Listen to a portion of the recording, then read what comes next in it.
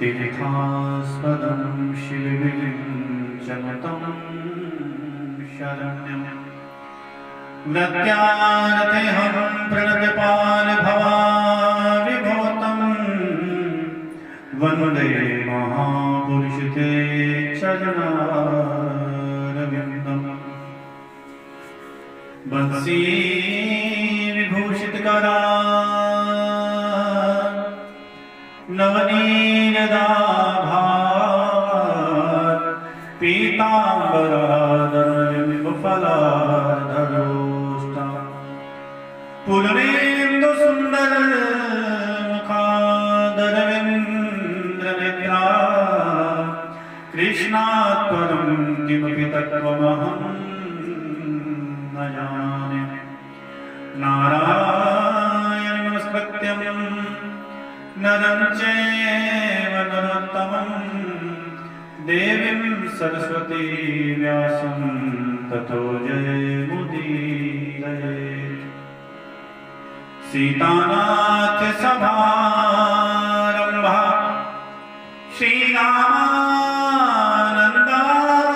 श्रीरामानन्दानि मध्यमान् अस्मदाचार्यपर्यन्ता वन्दे गुरुपरम्परा गौराङ्गं रसमयं नित्यं रसाचार्यं रसोऽसुतं श्रीरामहर्षणदेवाख्यं सद्गुरुं प्रणमाम्यहम् जय जय श्रीराधारमण जय जय नवल किशोर जय गोपी चित्तचोर प्रभु और जय जय माखन चोर बोली भक्त भगवान की जय गौ मात की जय सत्य सनातन धर्म की जय। संत समाज कथा में बैठे हुए भूदेवी भागवत अखिल कोटि ब्रह्म नारायण भक्तवत्सल भगवान अखिल गुण संपन्न नवजधन कोटि हानि वृंदावन बिहारी अखिल जगत रक्षपान हाजर नादर निरंजन निराकार साकार ज्योति स्वरूप आनंद कंद यशोदानंदन कौशल चंदन भगवान के पुनीत पावन भक्त माना कथा जिन्होंने भक्तों को जिन भक्तों ने भगवान को प्राप्त किया आज हम उसका गुणगान करने जा रहे हैं। कोरोना काल चल रहा है, एक छोटे से जीवाणु ने पूरे विश्व को रोक करके रख दिया। लोग कहते थे कि विज्ञान बहुत बड़ा है, साइंस बहुत बड़ा है, हवाई जहाज उड़ा दिए, ये कर दिया वो कर दिया, लेकिन उस परमात्मा के सामने ये विज्ञान कुछ भी नहीं है। हम लोगों ने प्रकृति से खिलवाड़ किया है, उसका दंड हम लोगों को भोगना पड़ रहा है। पूरा का पूरा विश्व रुका हुआ है इस वैश्विक महामारी के अंदर।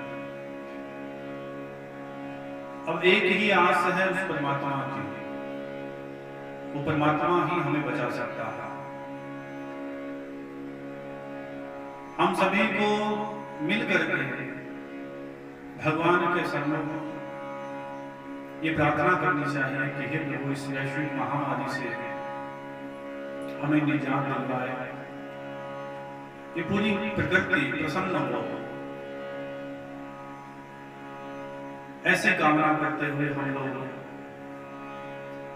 भगवान के श्री चरणों में नतमस्तक होकर के प्रणाम करके ये प्रार्थना करें तो भगवान अवश्य ही हमारी कामना को पूर्ण करेंगे। इस प्रकृति को हम लोगों ने ही बिगाड़ा है, इसमें वैसे तो किसी का कोई दोष नहीं है, इस प्रकृति को बिगाड़ने वाले हम ही हैं। तुलसीदास जी वर्णन करते हैं एक बार की बात कि जब निषाद राजबहू के पास में लक्ष्मण बैठे थे, भगवान वनवासी बन चुके थे और दूसरा तट था गंगा का तट, गंगा का तट। तो गंगा के तट पर बैठे हुए भगवान भक्तों की शैया पर सोए हुए थे। सारी बात का पता निषाद राज गुरु को जब तक चला तो निषाद राज गुरु ने लखन से कहा कि ये कैकेयी ने ठीक नहीं किया। लखन ने कहा कि आप क्या कहना चाहते हैं भाई? तब निषाद राज गुरु कहते हैं कि कैकेयी नंदनी मंदमती कुटिल कुलीन पनुकीन श्री रघुनंदन जानकी सुख अवसर दुख दे। कि कैकेयी नंदनी मंदमती कुटिल कुलीन पनुकीन श्री रघुनंदन जानकी सुख अवसर दुख दे। कहां तो सुख का अवसर आने वाला था, कहां तो भगवान श्री राम राजा बनने वाले थे, कहां कैकेयी ने उन्हें वन दिलवा दिया। तब लखन कहते हैं कि इसमें किसी का कोई दोष नहीं है। इंसान जैसा कर्म करता है उस कर्म के अनुसार ही उसे फल की प्राप्ति होती है। तुलसीदास जी वर्णन करते हैं अपनी चौपाई के अंदर, लखन क्या कह रहे हैं कि कौन को सुख दुख करता, कौन को सुख दुख करता, निज कृत कर्म होगे सब घाता। सिया राम श्री राम जय राम, श्री राम जय राम, जय जय राम। सिया राम जय राम, जय जय राम। सिया राम कर्म प्रधान, कर्म प्रधान विश्व करी राखा। जो जस कर हित सही फल चाखा। सिया राम जो जस कर हित सही फल चाखा। सिया राम, सिया राम, सिया राम। लखन कहते काओ न को सुख दुख कर दाता, निज कृत कर्म भोग सब दाता। कर्म प्रधान विश्व करी दाता, जो जस करें तसे प्रचाता। जो जैसा कर्म करते हैं उस कर्म के अनुसार ही उन्हें फल की प्राप्ति होती है। अगर हम चना बीजेंगे तो क्या होगा? चना ही होगा। और अगर हम गेहूं बीजेंगे तो क्या होगा? गेहूं ही होगा। स्वाभाविक सी बात है। ठीक इसी प्रकार अगर हम अच्छा कर्म करेंगे तो उसका फल भी अच्छा होगा, और बुरा कर्म करेंगे तो उसका फल भी बुरा ही होगा। हम लोगों ने प्रकृति के साथ में खिलवाड़ किया है और उसका दंड हम लोगों को भोगना पड़ रहा है। आज जहां भी न्यूज खोलो तो ऑक्सीजन नहीं है, ऑक्सीजन नहीं है, वेंटिलेटर नहीं है, बेड नहीं है, ये नहीं है, वो नहीं है। तो ज्यादा बात ऑक्सीजन की चल रही है। तो प्रकृति का नाश हम लोगों ने कितना किया? थोड़ा सा विचार करें। हम लोग बेड बनाते हैं, वुडन का काम घर में करवाते हैं, तो ये थोड़ा सा विचार करना चाहिए कि जो वुडन का काम आपने करवाया उसके अंदर कितने पेड़ों को आपने मारा है, कितने पेड़ कटे हैं उसके अंदर।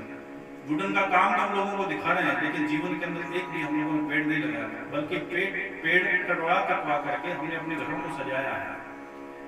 तो प्रकृति उसका दंड हमें प्रदान कर रही है। ऑक्सीजन कौन देता है? पेड़ ही तो देते हैं। और जब उन्होंने पेड़ों को हम लोगों ने काट करके वीराना बना दिया, जंगल को काट करके पूरा वीराना बना दिया, तो मुझे ये बताइए कि ऑक्सीजन मिलेगी कहां से? तो हमने ही ये कर्म किया है, तो उस कर्म का दंड हमें ही भोगना पड़ रहा है। एक आदमी, मुझे बात याद आ गई, एक आदमी जा रहा था तो रास्ते के अंदर उसको एक बाग दिखाई दिया जो आम का था। आम का बाग जैसे देखा उसका मन ललचाया। अब आंखों ने देखा, मन ललचाया, तो आंखें तो वहां जा नहीं सकती, पहुंच नहीं सकती, तो पांव चल करके वहां गए। और पांव जब चल करके गए तो पांव से तोड़ नहीं सकते, आंखें देख रही हैं। तो मन ने हाथों को ऑर्डर दिया। तोड़ा किसने? हाथ ने। अब हाथ ने तोड़ा तो हाथ तो उसका स्वाद चख नहीं सकते, तो चखा किसने? जीभ ने। और जीभ उसे रख नहीं सकता। रखा किसने? पेट में। इतने में ही पीछे से दबे पांव माली आया और माली ने आकर के पीछे से 2-4 उसकी लाठी दे मारी। अब मुझे यह बताइए कि पीठ लेने में नहीं, देने में नहीं, देखा किसने था? आंखों ने। चल करके कौन गए? पांव। तोड़ा किसने? हाथ ने। चखा किसने? जीभ ने। रखा किसने? पेट में। पीठ का इसमें क्या दोष है? लेकिन थोड़ा सा आगे अगर हम लोग चलेंगे तो थोड़ा विचार कीजिए, जब पीठ के ऊपर लाठी पड़ी तो आंसू कहां से आया? आंखों से। देखा किसने था? आंखों ने। तो जो जस करे ही तसई पर चाखा, जिसने जैसा कर्म किया उस कर्म के अनुसार इसको फल की प्राप्ति होती है। तो अब त्राहीमाम करने से क्या फायदा? ये कर्म तो हम लोगों ने किया है, उस कर्म का दंड हम लोग भोग रहे हैं। अगर अभी भी हम लोग नहीं समझे तो जीवन में समझ ही नहीं सकते।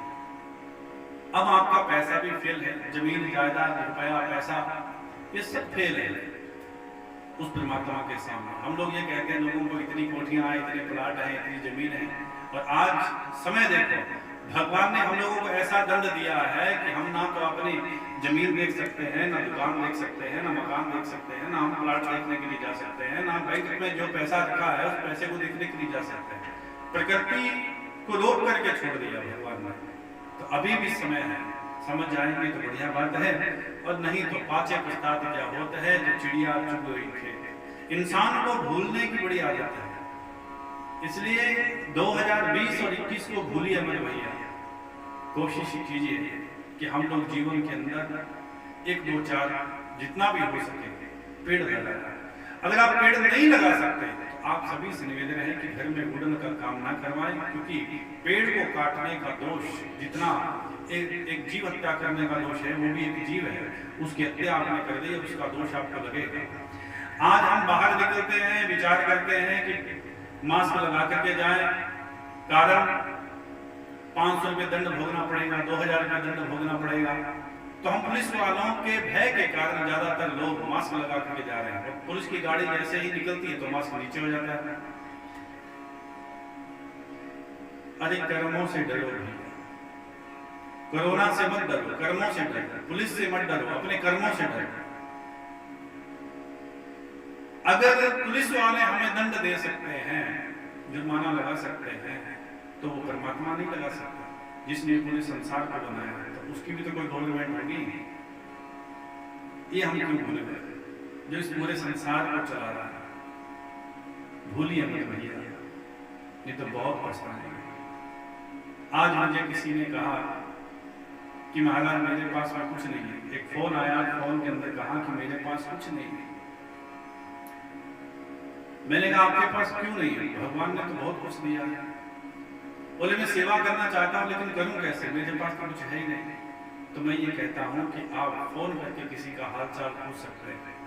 नेगेटिव बात करने के बजाय आप पॉजिटिव बात कर सकते हैं। आप अपनी मुस्कुराहट उसको दे सकते हैं। आप चाहें तो अपने हाथों से कोई पेड़ लगा सकते हैं, किसी निर्धन की आप सहायता कर सकते हैं। हमारे पास बहुत है, परमात्मा ने हमें बहुत कुछ दिया है। पैसा ही सब कुछ नहीं होता। भागवत के अंदर भी लिखा है और वेदों में भी कहा कि धनानि भूमो पश्वश्च लोष्टे भारे गद्वारी जना शमशाने देहाश्चित्ता लोक मार्गे धर्मानो गच्छति जीवेगा। धन जमीन जायदाद रुपया पैसा ना तो कभी हमारा था, ना है और ना कभी होगा। दूसरी बात, धनानि भूमो पश्वश्च लोष्टे भारे गद्वारी। आज किसी को कोरोना हो जाता है तो पत्नी भी उसके पास में नहीं आती। हम लोग कहते हैं कि भाई ये पत्नी हमारे सुख दुख की भागीदार नहीं है। वो भी पास में आने से भयभीत होती, कांपती। और जो भाई बंधु, जो हम कहते हैं ये हमारा सगा है, संबंधी है, ये भाई है, ये बंधु है, ये पुत्र है, वो भी साथ छोड़ देता है भैया। वो भी था ऐसे आए थे, उसके साथ में हमने नाता तोड़ रखा है। जना शमशाने देहाश्चित्ता है। जिस शरीर के ऊपर हम लोग इतना पाउडर लगाते हैं, परफ्यूम लगाते हैं, रगड़ रगड़ करके स्नान करवाते हैं, अच्छी मालिश करते हैं, वो शरीर भी 2 मुट्ठी राख की बन जाता है, वो भी साथ में नहीं जाता। चलने वाला क्या है? धर्मानो गच्छति जीवेगा। धर्म के अनुसार हम जो अच्छे और बुरे कर्म करते हैं वही हमारे साथ में चलने वाले हैं, इसके अलावा कुछ चलने वाला नहीं है। आप सभी से निवेदन है, मुझे बिश्नोई समाज की एक बात याद आ गई। खिजड़ी गांव, खिजड़ी गांव के अंदर 363 शहीद हुए खिजड़ी को बचाने के लिए, एक पेड़ को बचाने के लिए 363 लोगों ने अपनी जान निछावर कर दी पेड़ों के ऊपर। श्री गुरु जम्बेश्वर भगवान ने ये लिखा कि सिर साठे रुख मिले तो भी सस्ता जाए। सिर के बदले में अगर हम लोग एक पेड़ बचाने के अंदर अपनी जान भी गवा दे, जीव को बचाने के लिए अपनी जान भी गवा दे, तो भी सस्ता जाए, तो भी सस्ता है। विचार करो, 500 साल पहले, हजारों साल पहले जो संत कह गए, साधु कह गए, भगवान अपनी वाणी में कह गए, उन बातों पर थोड़ा सा विचार करो। ये प्रकृति और परमात्मा दोनों के अंदर कोई अंतर नहीं है। अंतर तो हम लोगों ने, भेद तो हम लोगों ने पैदा कर दिया। मैं केवल इतना ही कहना चाहूंगा, कोरोना काल के अंदर आप सभी से निवेदन है, जैसे ही भगवान हमें पुण्य समृद्धि प्रदान करें, पुण्य सभी वैसे का वैसे ये संसार चलने लगे, तो आप सभी से निवेदन है, सबसे पहला काम जो है वो केवल यही करना, एक एक पेड़ लगाना, मानवता का धर्म निभा जाना। भाई, जिन बच्चों के लिए हम लोग ये सब कुछ कर रहे हैं, उन बच्चों को जब ऑक्सीजन नहीं मिलेगी आने वाले समय के अंदर, वो क्या जिएंगे? और ये संपत्ति हमारी क्या काम आएगी? असली संपत्ति हमारी प्रकृति है, और प्रकृति को अगर हम लोग प्रसन्न करेंगे तो परमात्मा प्रसन्न होंगे। और एक भजन हम लोग हमेशा गाते जाएं और आनंद लेते जाएं। ये भजन हम लोग आपको कल सुनाएंगे। आज की बात को यहीं पर विराम प्रदान करते हैं। जय श्री राधे, जय गोविंद।